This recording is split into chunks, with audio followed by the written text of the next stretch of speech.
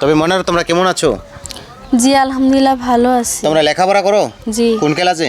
Class 9। তবে আজকে কি বলবো আমার এই দর্শক বন্ধুদের?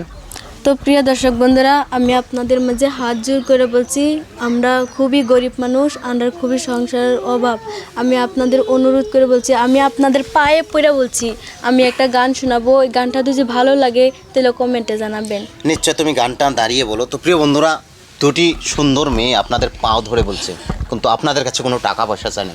যদি গানটা ভালো লাগে একটা বার করে শেয়ার করে দিয়ে যাবেন, যেন এই ময়নাগুলো ভালো করে লেখাপড়া করতে পারে। কারণ আপনারা গরিব মানুষকে কিন্তু অনেক ভালোবাসেন।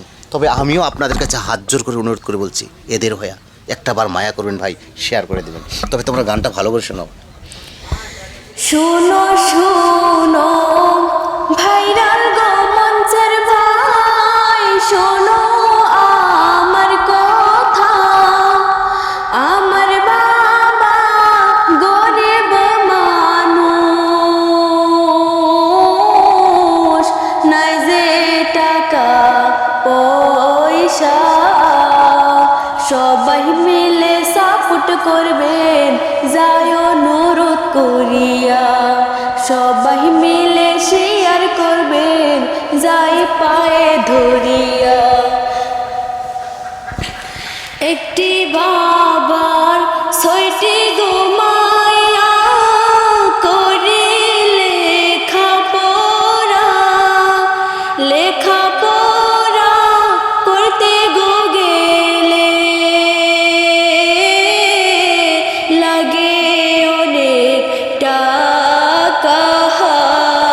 সবাই মিলে সাপোর্ট করবেন, যায় অনুরোধ করিয়া। সবাই মিলে শেয়ার করবেন, যায় অনুরোধ করিয়া।